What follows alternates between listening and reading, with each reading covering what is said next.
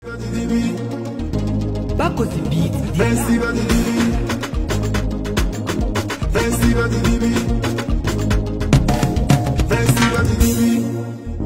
nous tenons à remercier toutes les autorités, vraiment à commencer par le général d'armée, M. Assimi Goïta, qui est plus qu'un modèle pour nous aujourd'hui, parce que comme il a dit, s'il échoue, c'est toute la jeunesse malienne qui a échoué. D'ailleurs, nous n'allons pas échouer parce qu'on suit son modèle et on est fiers de l'avoir comme président. Et ensuite, comme il a dit, 2025 est une année de culture. Et c'est un honneur, c'est un clin d'œil qui nous fait, parce qu'aujourd'hui, dans le monde, on va dire la culture, l'artisanat, je vais pas dire qu'ils sont remis un peu, sont relégués à un second plan, mais sont pas vraiment visibles.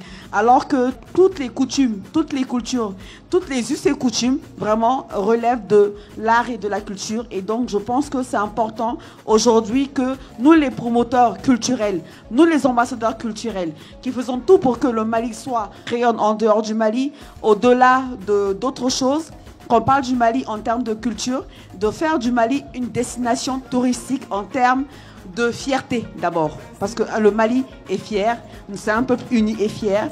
Et notamment, vous allez le découvrir depuis 3 ans, nous organisons la Nuit du Nord. Et maintenant, on a rajouté même une journée qu'on va appeler carrément la journée du Ferrekene, qui sera dédiée à une journée du vivre ensemble, de la cohésion sociale, pour que tous ensemble nous sortons, que nous découvrons ce qui se passe comme culture, comme artisanat, comme gastronomie dans toutes les régions. Et nous tenons à ce que le Mali soit reconnu comme une destination touristique et dans la gastronomie aussi. Donc pour cela, nous avons désigné M. Sidi Keita, ici présent, comme ambassadeur, parce que pour nous, c'est un modèle d'abnégation qui ne manque à aucun rendez-vous culturel, que ce soit à Ségou, à Sikasso, à Kaye ou quel que soit l'endroit du Mali. Quand vous l'appelez à n'importe quelle heure du moment, il est disponible. C'est un grand frère, un conseiller, et vraiment on tient à le remercier pour tout son accompagnement. Le thème, c'est le Mali au cœur. Parce que malgré tout ce qui est arrivé, nous sommes restés résilients. Nous sommes restés forts et nous sommes restés dignes. Nous ne demandons rien à personne, nous sommes restés forts, dignes. Et pour nous, aujourd'hui, c'est une fierté de se tenir devant cette assemblée-là et de dire que nous allons continuer à nous battre aux côtés de nos autorités, aux côtés du président, qui sache que nous sommes ses bras armés. Il a une armée de jeunes qui est là, talentueux, qui veulent vraiment que le Mali se rayonne et on va tout faire pour que cela se fasse. Nous tenons également à remercier Mme Adiza Diallo, qui est la représentante de l'ambassadeur du Niger au Mali. Niger qui est pays invité aujourd'hui parce que, comme vous le savez, nous sommes dans l'AES. Et aussi pourquoi le Niger au lieu du Burkina? Simplement parce que le Niger mange plus de viande comme le Mali que le Burkina.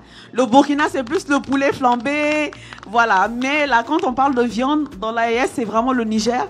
Donc c'est pour ça qu'on a choisi le Niger. Et c'est un très bon choix parce qu'on a une très belle dame devant nous. Donc on vous remercie vraiment pour votre accompagnement. Merci d'être venu. Je voudrais un peu parler quand même un tout petit peu du festival, de ce qu'il crée aussi. Parce que c'est pas seulement rassembler les gens, faire la fête pendant 13 jours et puis jusqu'à l'année prochaine, il n'y a plus rien. En 10 ans d'existence, le festival a créé plus de 20 000 emplois.